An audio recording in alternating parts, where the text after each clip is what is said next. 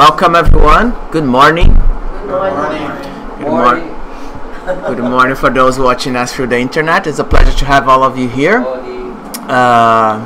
Eli will do our initial reading in prayer, and then Tiago will talk about the Sermon of the Mountain, and that will close our lectures for the year. But stay tuned for more next year.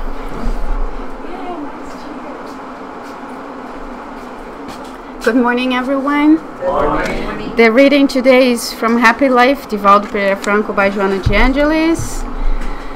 Be a real friend.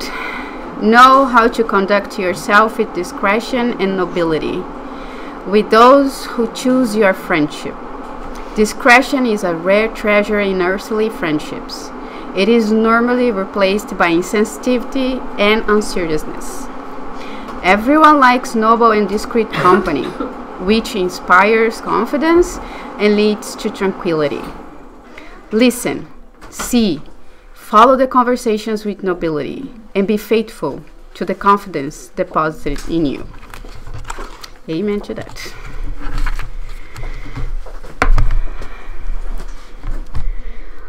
Let's think about our Almighty Father. Thank our Master Jesus for our week, our life. Ask them to protect us, to understand the meaning of our lessons, our difficulties, and our blessings. Ask them to provide us a closure for 2018 with a good heart and hopeful to a new year which comes, also being blessed and full of hope for the new understandings, new lessons, and new friendships. So be it. Please, Tiago.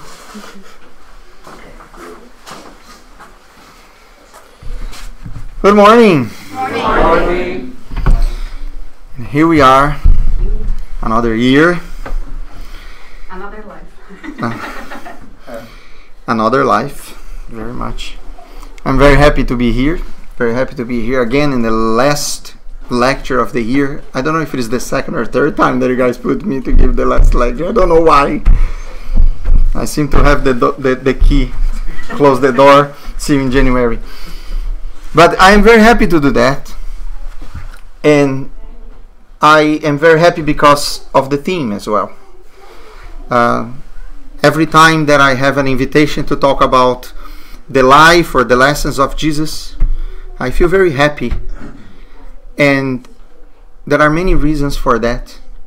And one of them is every single time that I remember the reasons why I made a choice, or the choice was made somewhere to study and to understand Spiritism, I never had any doubt that I was going to start to understand about Jesus by going to the Spiritist Center.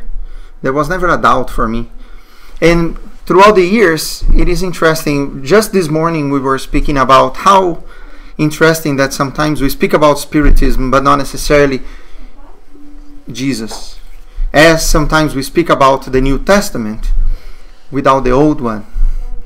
And sometimes we see those elements of the revelation, the divine revelation to us in compartments. And at the end of the day, this is done in compartments because it is too much for us to bear. So then we need to go piece by piece. Like as if we are savoring a dish and we cannot just, swallow them all together. There is no way to do that. So we have different stages of that revelation that is being given to us throughout the millennia. And it is not different when we sit down today to look at all of that. And we try to make sense and we try to digest all of that to then incorporate those lessons. But today, through Spiritism, we understand. And the Spirit Emmanuel is the one that says that is the revived Christianity. The Spiritism is the revived Christianity. It is the Christianity in its essence. It is the Christianity with the veil removed. Jesus was already very clear when he told us that he could not be very clear. Many things would still need to be unveiled. Not revealed, but unveiled. Therefore, here we are again, in another stage of our existences, taking the chance, taking the opportunity to dedicate ourselves to another stage of the revelation, because we are ready for another level, another depth on that revelation for us. And that's why talking about that, it is important in speaking about the Sermon of the Mount. It is difficult for us sometimes to understand certain things that happen when we read the New Testament with the eyes of 2018, because we need to make a huge effort to transport ourselves there, to understand expressions, to understand the meaning, to understand the order, why Jesus said this before that, why Jesus said this and not that, because there is something that makes sense for them, and we have the opportunity to go back. And the Spiritism is the one that helps us to look back and to make sense of what Jesus is saying from his point of view, from that people's point of view, why the Sermon on the Mount would happen, why the order of that Sermon of the Mount is the way that it is. We're going to take a look actually to understand that the Sermon of the Mount, for many people, speak about what? The Beatitudes that we call, right? The blessed are, and then he goes. But at the end of the day, there are 3 entire chapters on the book of Matthew that speak about the Sermon of the Mount. The Sermon of the Mount was big. There were many different lessons that were given. And as this Spirit Mahatma Gandhi, when he was here among us, he himself said that if the entire New Testament, the entire Old Testament were destroyed, but only the Sermon on the Mount was recovered, the Christianism would be saved.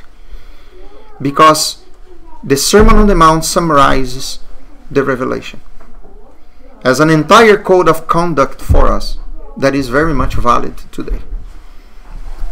Not only that, but the depth that we today, through Spiritism, understand the message of Jesus is what we say that is the matter of the heart. We can intellectualize how much we want, but Jesus is speaking to us through the language of love. That is the meaning of his revelation in the context of the lives that we have in our evolution. We know that the Old Testament had the revelation of the justice. That is the law. The divine law. Written in stone for us to live by. Jesus brings the paternity of God. Not the law only, but the paternity of God. He doesn't call God the Lord or the King. He calls him Father. And of course, the Spiritism has the job to reveal to us the truth. Because of course, Jesus already said, know the truth will set you free. So then we are free to look back and make sense of everything that we are trying to make sense for thousands of years. And here is another opportunity for us to do that. And I'm saying that just for a little joke that I was making with my wife coming here. I was writing the Sermon of the Mount. That is a matter of language, right? And then suddenly I was studying, and then everything I was doing the search, and Google was telling me, didn't you mean like the Sermon on the Mount? Didn't you mean the Sermon on? So Google was kind of, hey, pay attention. And then he gave me that idea. The Sermon of the Mount is something that we could talk about. We could talk about, where is the Mount? We can talk about the controversy. Where was Jesus when he did that? Which mount? Was in this side of the lake Was in that side of the lake? Was it a green? Was it brown? Was it high? Was it low? We could do that. And we could stay here. The matters of the brain. The matters of the mind. But when we speak about Jesus and his sermon on the mount, number one, on means that there is over something, on top of something. So in our case, we are beyond, we are on top of the matters of the mind. And that is the depth, that is an invitation for us, for the matters of the heart. Because that's when we see that Jesus was on the mount with the people. And that was more important, Jesus, his message, his lessons, than speaking of the sermon. We are speaking on the sermon. We are not speaking only of the sermon. We are not distant from that. If we study and we try to understand, but distant from it, we will be like in a school reading a book, and then we take our marks and we go home. And then tomorrow we ask ourselves and then we forget. Those lessons are the lessons that in fact awaken in us something that exists in us already. We're not talking about something new. It is just new because we are seeing it from a different point of view. As I always remember as well, that's why the New Testament is called the good news. And the good news, they are always good. And they are always new. Because every time that we look at it, we see something different. Because we are growing. The message is the same. We are slowly getting there. Understanding more and more and more. The Sermon of the Mount has a beauty because it speaks to all of us in the stage of evolution where each one of us are. It is universal. All of us on this earth, we are striving to be happy. We are striving to live better.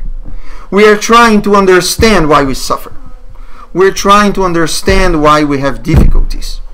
We're trying to make sense where there is justice when something that is not under my control makes my life more difficult.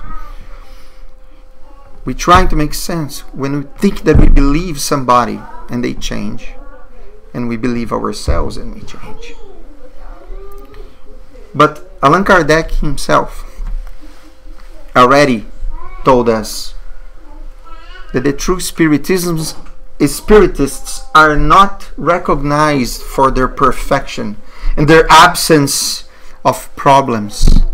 It is about the efforts that they make in order to understand and in order to overcome their limitations.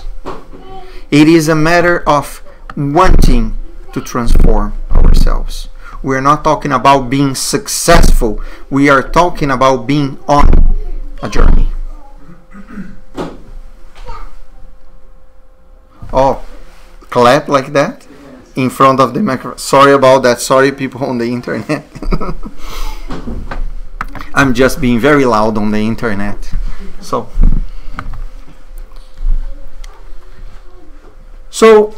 the Sermon on the Mount has different parts. And then we can try to understand a little bit that timeline of the sermon. So the Sermon of the Mount will start with the famous Beatitudes. Right? So it is interesting because there is a meaning. Every single thing that Jesus says has a meaning. And Jesus starts the Sermon on the Mount talking about us, of being blessed when we develop 7 virtues. And the two next Beatitudes after the 7 first, together we'll speak about the perseverance. That will be the 8th. And I will go through them. That is just the introduction. And those virtues are given to us in a very specific and intentional order.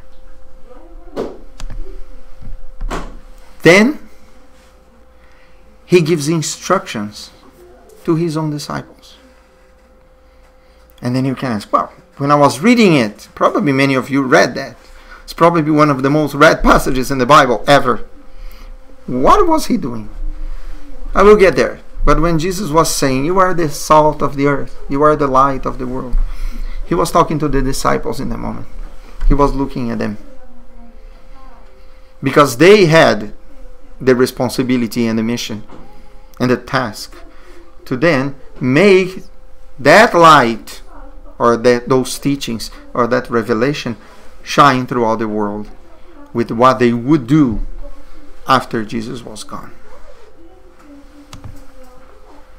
And of course, he will give lots of instructions to us and to the people who are there on how to really live well. And in doing that, what Jesus does in the Sermon on the Mount is basically provide to us in one of the most summarized and packed and dense ways a complete different guide for our existence, for the entire human conduct, based on values that he invites everybody to live by. And he gives very concrete examples about all those values during that sermon. He also taught us how to pray. In the Sermon on the Mount, that's when Jesus teaches us how to pray. That's when he reveals the paternity of God. He invites us to speak with God as a loving Father. And basically, that's when he teaches us the Our Father. That is right there. And he teaches us how to live in charity, including what kind of charity. Because remember, we have the material charity and we have the moral one. And he teaches us, again, in that order, giving an orientation for our existences through that. Again, if we dedicate ourselves to understand and to try to live by the rules of conduct that are given through the Sermon on the Mount, we have good chances to walk a very, very beautiful and productive path in our spiritual evolution. Okay. Now, just a disclaimer. In order to give that revelation, Jesus needed to have authority to do that. He could not be just another prophet. He could not just be another teacher or another priest. And it is interesting because in some point in his journey, Jesus calls the disciples and he asks them, probably to try to check with them how far they were, probably a couple of years on his ministry, right? He has 3 full years of his ministry that we know today.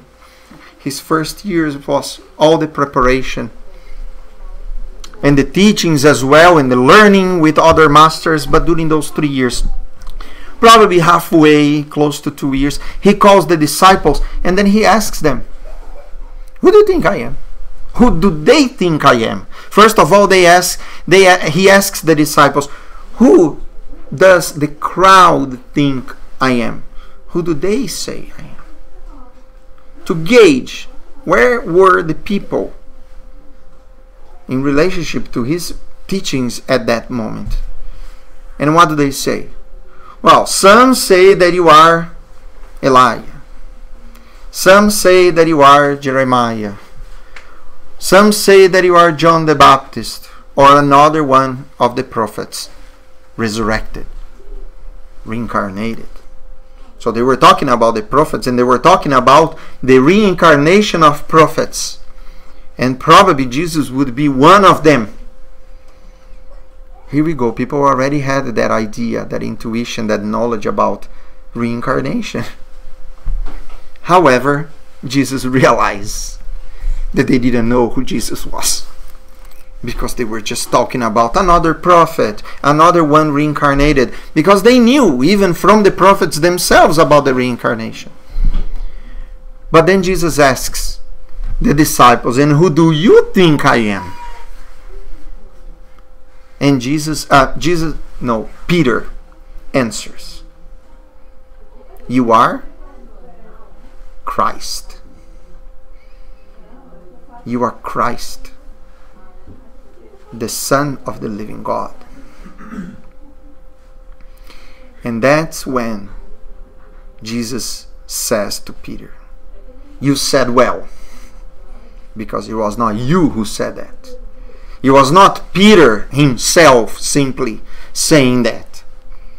It was Peter being inspired by God, by the spirituality, by the spirits around him, to say, you are the Christ. And they knew at that moment who Christ was, who was the Messiah that was being, wanted and waited and expected for all this time. So when Peter says that, Jesus confirms, saying, yes, that's who I am. I am Jesus, the one who reincarnated, was born in a manger, died on a cross, yes, with a timeline like every one of us. But also, he was Christ. He was the messenger. Therefore, he was the message. Because the Christ is the one identified fully with the designs that come from God. So his message doesn't die. So what Jesus was there to teach, it was something that would not die. The words of eternal life, like the Spiritism tells us. Jesus brought the words of eternal life.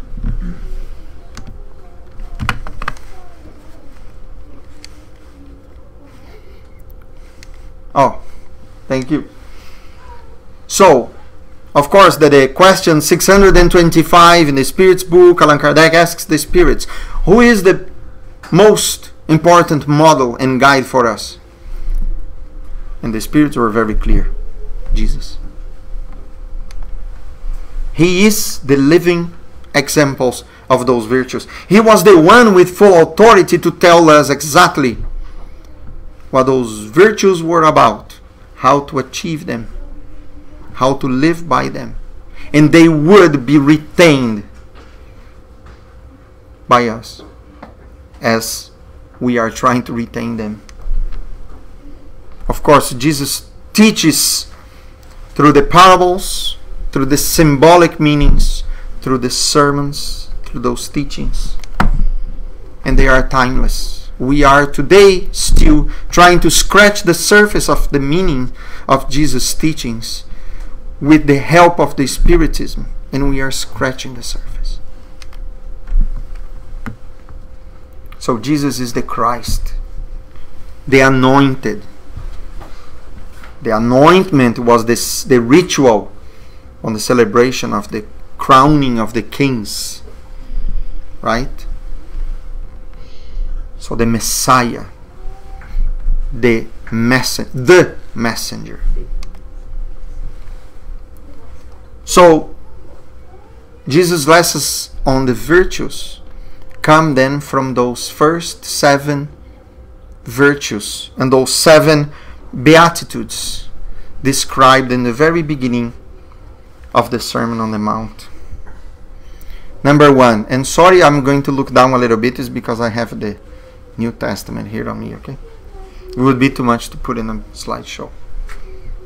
Blessed are the poor in spirit, for theirs is the kingdom of heaven. Here we can speak about the poor in spirit. For us, we understand that the poor in spirit means the humble. The ones that don't have the vanity. The ones that are not proud. The ones that are not selfish. The ones that are not trying to show that they are more than who they really are. Humbleness is the number 1 virtue. And I dare to say more, the number 1 condition to understand and to live all the other virtues. If we don't start, and that's why, and I'm saying that not for myself, I'm saying that because Jesus starts on the humbleness, because it is the foundation of the other ones. In the Spirit's book as well, the Spirits will say, in the instructions of the Spirits, there is one message when the Spirits say, it is better to have less virtue with more humbleness than more virtue with less humbleness. Because then all the other virtues would be diminished, because there is no humbleness in us. That's why Jesus starts the entire sermon talking about being humble. And not only that, and he says, because theirs is the kingdom of heaven. For those who read the Bible in Portuguese, it is the kingdom of heavens. It is in plural. He's not speaking about one heaven as a locality, as a place where we need to go. Remember that Jesus himself already told us, when someone tells you that the kingdom of heaven is here, don't go. When they tell you that it is there, don't go. Because truly I tell you that the kingdom of heaven is within each one of you. For those who live humbly, they live in the right place, in the right time, where they should be here and now. Humbleness means as well that we cannot say that we are less than who we are. False modesty has nothing to do with humbleness. Not looking good when you have clothes to look good is not humbleness. It's false modesty. But at the same time, trying to show more than who you are, it is not humbleness. It is vanity. The humbleness is knowing our place. And when we know our place, we can find ourselves. And that is heaven.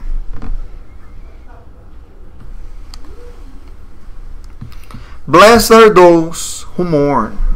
In some translations, blessed are those who cry, because they will be comforted. We know that we cannot resign facing our afflictions if we're not humble. We know that the resignation doesn't mean give in or give up, but means there are afflictions that I cannot today eliminate from my life. So I will continue living, I will continue striving until the day that those afflictions are not going to be a reality in my life. But I'm not going to be revolted. Crying means that I understand that I make mistakes and there are consequences for those mistakes based on the law of cause and effect. I cannot be humble. I cannot resign. If I cannot be humble, I cannot accept my limitations. I cannot accept that I need to change. Blessed are those who hunger and thirst for righteousness, for they shall be satisfied. Oh, that is the most interesting thing. Depending on the translation, The order is different. But I'm going by a more literal translation. I'm reading one that unfortunately is not. So there you go. Blessed are the meek, for they shall inherit the earth. The meek are the ones that are patient, the ones that are peaceful. And the most interesting thing is there is a difference between being peaceful and being a peacemaker. And the peacemaker comes after. Without being peaceful, I cannot be a peacemaker. And they will inherit the earth. And we know that we are evolving. The earth is evolving. And in continue practicing being peaceful, being gentle, not returning something bad that was caused to us with something bad as well, we will then progress and regenerate together with this earth. So, blessed are those who hunger and thirst for righteousness or justice, for they shall be satisfied. Here we are talking about the faith in God, the faith in the divine providence, the faith in the divine justice. Here we are speaking about a justice that is not of the earth, not human made, but based on the law that God gave to us to live by. And then, blessed are the merciful. If I don't understand the divine justice, if I only live by human justice, I cannot forgive. I have the right not to. I have the right not to be merciful. I have the right, in some cases, to be revengeful. I can live my life to make others pay for something that happens with us. We don't need to go far. When an injustice, when a crime is committed, we see constantly in the news the victims making all the effort that they can to make those who perpetrated any wrongdoing to pay until their last days for what they have done. If there is peace in their heart, I wish they have. It is not easy. Nobody's saying that. But here is Jesus saying, if you live only by human justice, you will never find peace.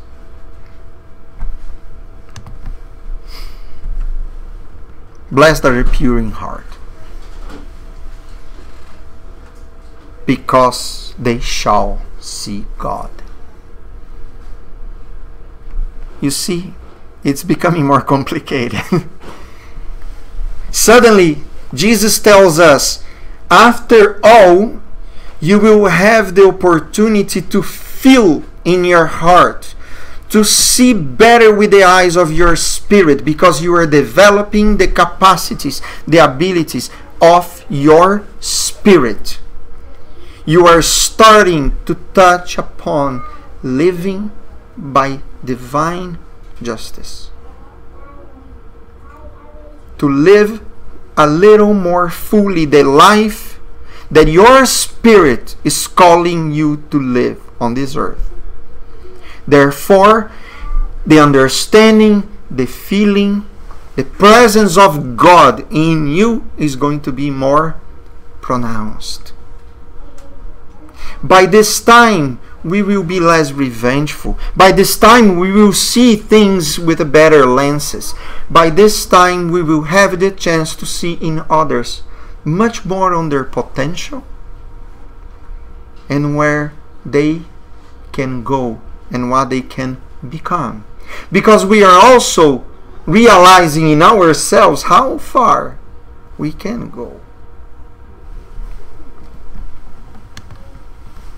And then, blessed are the peacemakers, because they shall be called sons of God.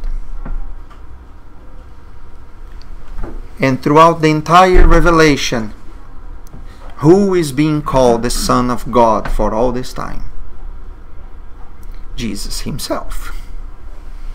Therefore, Jesus invites him to be part of his legion of peacemakers, of messengers of peace. I cannot be a peacemaker.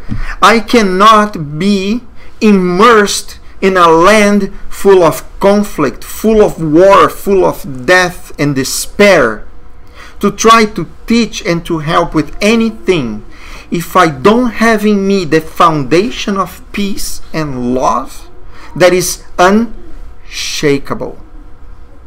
If we look back and we see the messengers of peace in this world, they endured persecution. They endured prison for several years. They endured difficulties that any one of us would perish in the first day. But they were the ones that, after living the results of all those conflicts that they were part of, they were able to promote peace. That is a powerful message for us to understand that the journey for us to find and to give peace, it is a very serious one.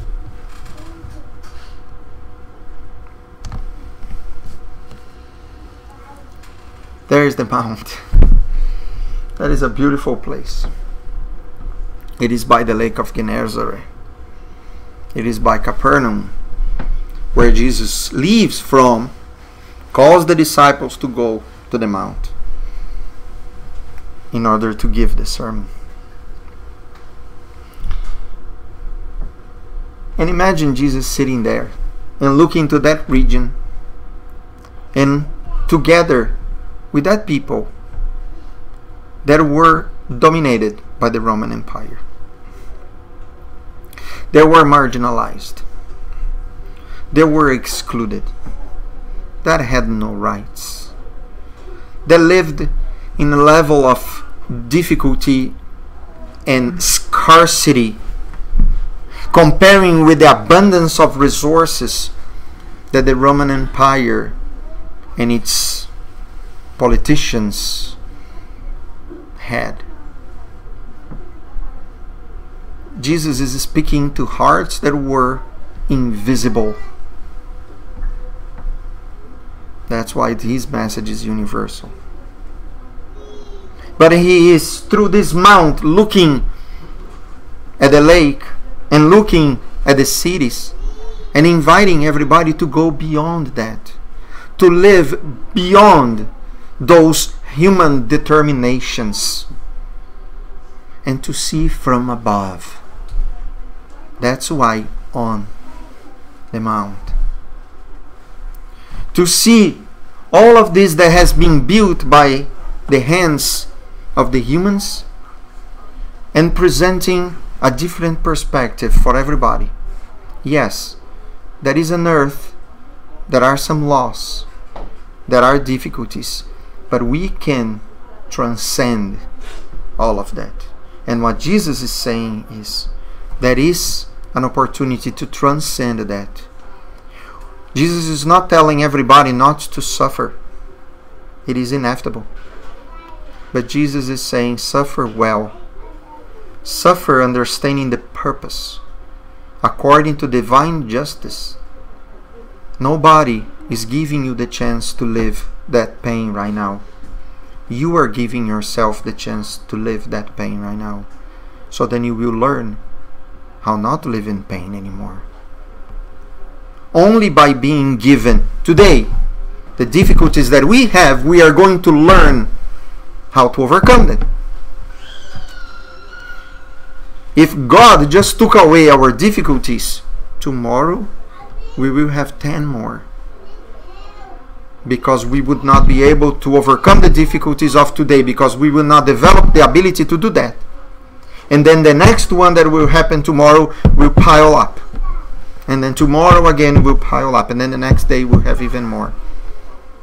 But Jesus is telling us, you have the means and you have the tools to learn how to overcome your difficulties, therefore achieving that kingdom of heaven and the peace of mind that you can have in order to live well even amongst all the struggles that you are living.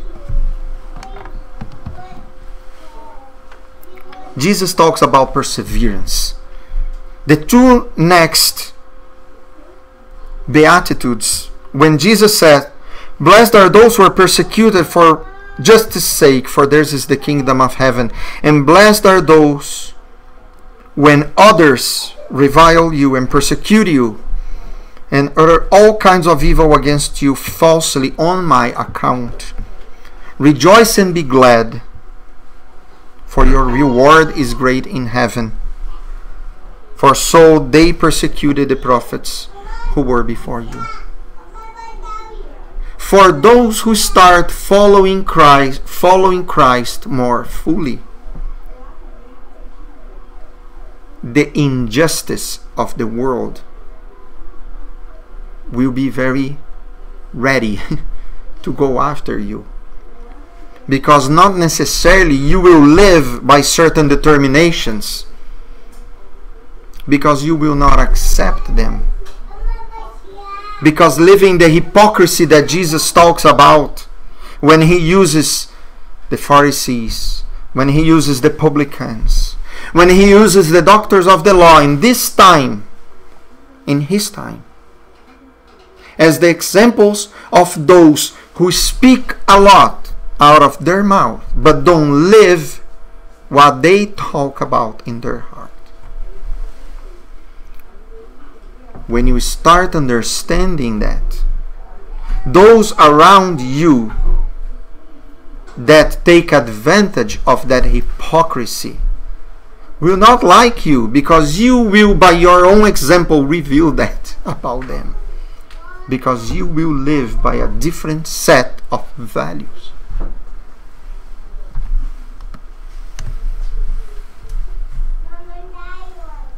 Of course, he said that to the disciples, but at the end of the day, it is for us as well. In that moment, Jesus was basically telling the disciples not to hide the teachings that they were receiving, not to be afraid of the persecutions that they were going to endure after Jesus was gone, because they were going after them. If they were going after Jesus, why not after the disciples? However, they had the task, and Jesus was ensuring them, you will be protected. You will spread that message throughout all this land. You will have help, but you will need to make that light, which is that message, shine. You will need to give a different taste to the life that the people were living. And they had that task. And that task basically started after Jesus discarnates. They were still unsure until Jesus comes back, materialized, explaining what he was saying to them. In the book of John, it is very clear that the disciples were looking amongst themselves when Jesus tells them, a little bit more and I will still be here. A little bit more, I will not be here. A little bit more, I will come back and you will see me again. And they were looking at themselves and said, what is he saying? Until the last minute, they were still doubtful. Until the last minute, they still didn't understand. And he says, I know you are asking amongst yourselves that. Wait, you will understand. But right now, you still don't have that faith enough. But you will have it. And only after they thought that they lost Jesus. And Jesus comes back materialized, stays 40 days with them, and reveals the meaning of many of his teachings, even for the disciples themselves. Then the disciples finally were awake in spirit and were able to spread this word. And also, of course, that Jesus in that sermon shows the relationship of his teachings with the Mosaic law. When he says, I have not come to destroy the law and the prophets, but I came to fulfill it. We know today that when he says all the time the law and the prophets, it's because in the Hebrew time, in the time of Jesus, when they would go to the synagogues, the entire teaching of the Torah, which is the 5 first books of the Old Testament, and all the next books, the King's books, the Prophets' book, they would be divided in 52 parts. Therefore, 52 weeks. So then entire year, every week that they would go, they would learn something. So then every year they would repeat the entire Old Testament. But there were main separations, main divisions. 2 of them were the law, which is the first 5 books. The prophets, which is the teachings of the prophets themselves. So when he says that, he is basically said, I have not come to destroy the message of the Old Testament. The Spirit Emmanuel in the book of Consolador already said that the Old Testament holds the foundation of the divine revelation. And he is corroborating that. What is there for a reason. I am updating you on the laws that were created by Moses himself. To the people that were rude, they were brute back in that time. And especially when Jesus says, they told you, right? It has been written, it has been said that you should love your friends, hate your enemies. But I tell you to love your enemies, to pray for those who persecute you. Right?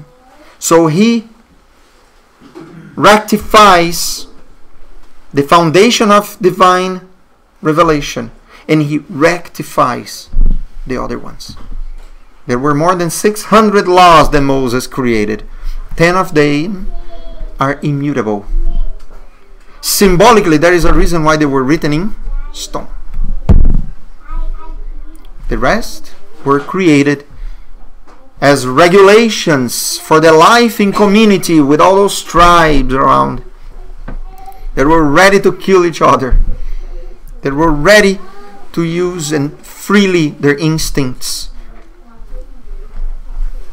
But Jesus have come to update and to bring a different light to all of the meaning of those divine revelations. Jesus also brings a very different meaning of what charity is when he says, when you are giving, don't be like the hypocrites that want to do things for others in front of an audience. If Jesus didn't teach us about humbleness, he would not teach us now about the application of that humbleness. There is a reason why he starts to give after that foundation. He starts to give practical applications. When you are going to give alms, don't do it in front of an audience so then you receive your reward. Everybody will praise you to say, oh, how charitable you are. That's when Jesus says, there you go, you received your reward. Because in that moment you are not being humble. No matter how much you are going to give. Peter himself had nothing. And when he would receive people in his house, he would say, I have nothing to give you, but what I give you, I will give. And what he had, it was a story to tell. What he had, it was a story of his life with the Christ, with the message that was given by the Christ to people. He was another messenger to the very immortal, timeless, universal, and imperishable message. He didn't give money. They made collections of resources around and they gave, of course, they would provide as well. He had nothing.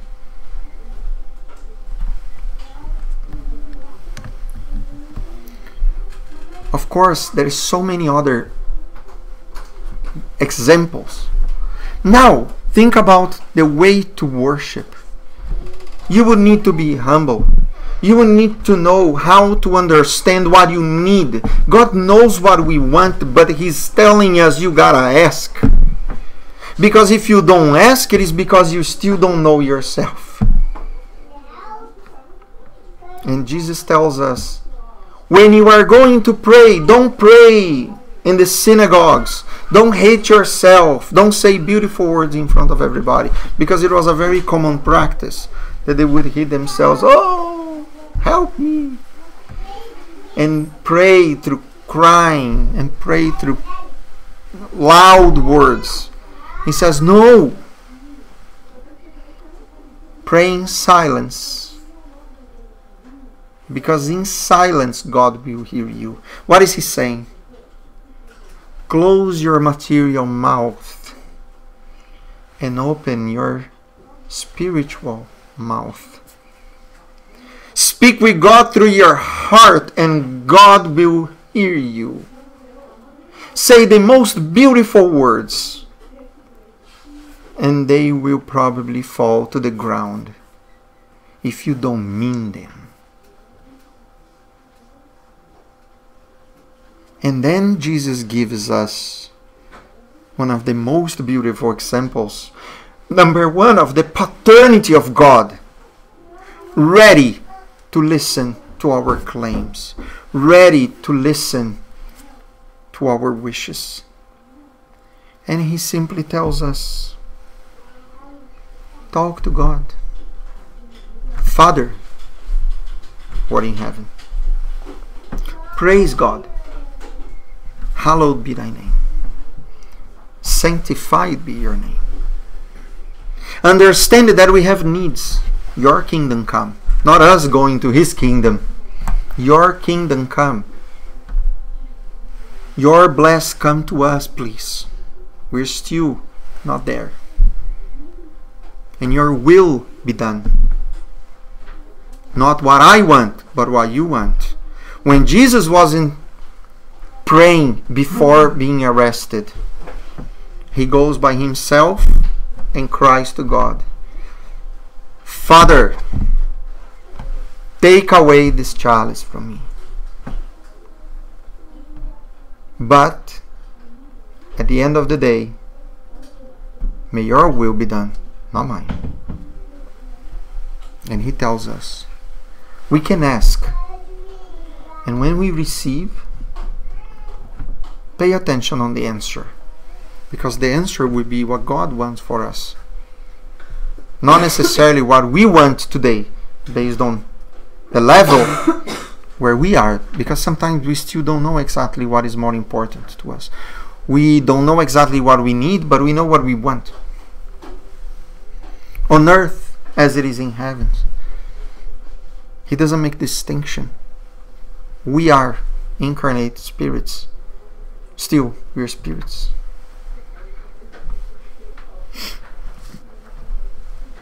He talks about forgiveness. In the same measure that we forgive others. So He's telling us, put the values that you have into the world, and the world will respond with those values. Ask to help us to overcome our limitations. Don't lead us into temptation. Deliver us from evil. Help us to give that energy. Remember, Allan Kardec already said it. That is the true Spiritist. Those who strive to be less imperfect every day. And he also speaks, which is a very interesting thing, about fasting. And when you were fasting, which was a very common practice back in the time, that would show the contrition, that would show the renunciation, that would show to God that we're abdicating of the material tendencies, temptations. It is a symbol. We are renouncing of all that is bad. But then he tells us, don't do that and show that you are fasting. Don't show to people with your face that you are hungry, because that's not the way that you're going to show God that you are renouncing of anything bad. What is Jesus telling us? Today we can fast and we still can eat, because it is not about material fasting.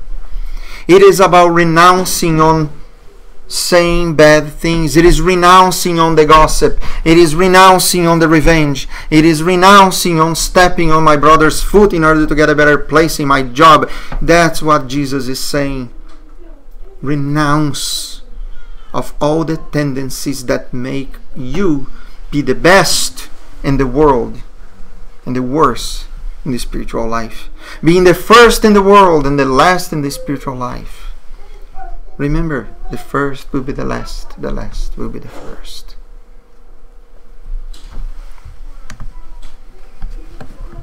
This is a journey for acquisition and practice of spiritual values. And of course, finally, he tells us, after all, being humble, being peaceful, having faith, promoting peace, why are you going to worry? The divine providence is here every single step of your lives. Your worry is not going to put one more minute on the day. It's not going to put one more grain of rice on your plate. It's just going to make you anxious and take you away from the here and the now. That is the time and the place where you need to work on yourself, on your life, on those who are around you, to make the best of what you have today. Because Jesus is inviting us to be ourselves today. When we worry, we're thinking about tomorrow. When we are sad, many times because we are looking to the past, what we got, what we didn't get, what was just, what it was not just. When we are anxious, when we are worried, we are not here. We are anticipating something, and usually that anticipation is negative. And of course, he uses the entire nature, which was the element that he could have for the people back in that time, who were farmers, who were country people, who had the nature to live as examples, who woke up before the sun, who would go to bed after it was dark. And then he says, look at the lilies of the field, look at the birds of the sky. They don't sow, they don't reap, they don't do anything, and God provides. For you who does? Why not for you? For us. Of course, our spiritual evolution is constant.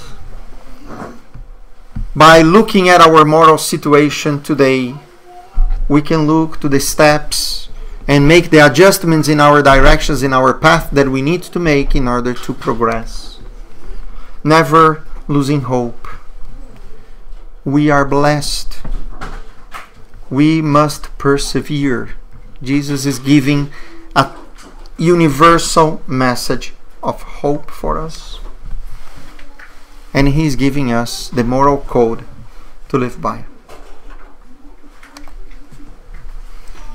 I will pass this a little quicker. It is time. I'm just going to put them. And he tells us, live with charity, live with humility, be benevolent, be indulgent, forgive the mistakes of others, love your neighbor as yourself, do to others what you want others to do to you. Love your enemies, forgive their offenses. Practice good without ostentation, quietly, because the good that you are practicing is for you to become good. That's all. Judge yourself before judging others. And when you do that, you discover that judging others is not in the picture anymore.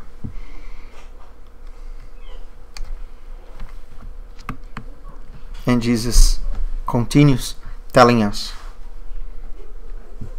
to beyond anything else, to look in the matters of the heart.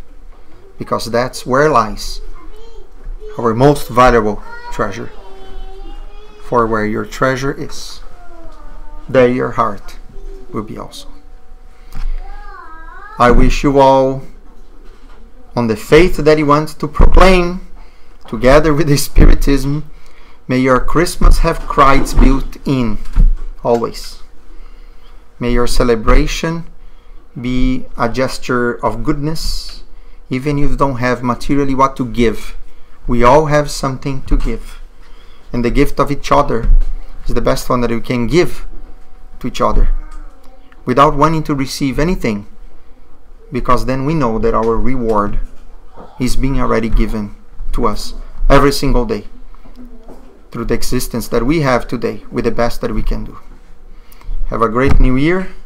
See you in 2019, and thank you.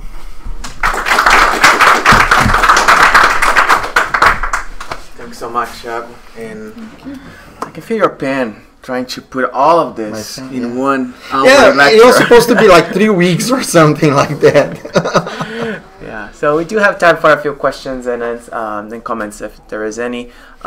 People in the internet as well have cards in the back, so we can make our comments and he will read it for us. Anyone? No comments, no questions?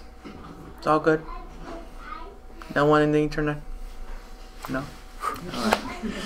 Thank you very much, Tiago. Thank you. For those watching us from the internet, a quick reminder, this is our last lecture of the year. We're going to be back on January the 6th. Also, our studies on Wednesdays and Thursday will be on a break, getting back in the same, just after January the 6th. So I think it's 9 and 10. So for those watching us from the internet, again, Merry Christmas, and hope to see you guys next year. All right, and for us here, let's get prepared for the passes. Thank you.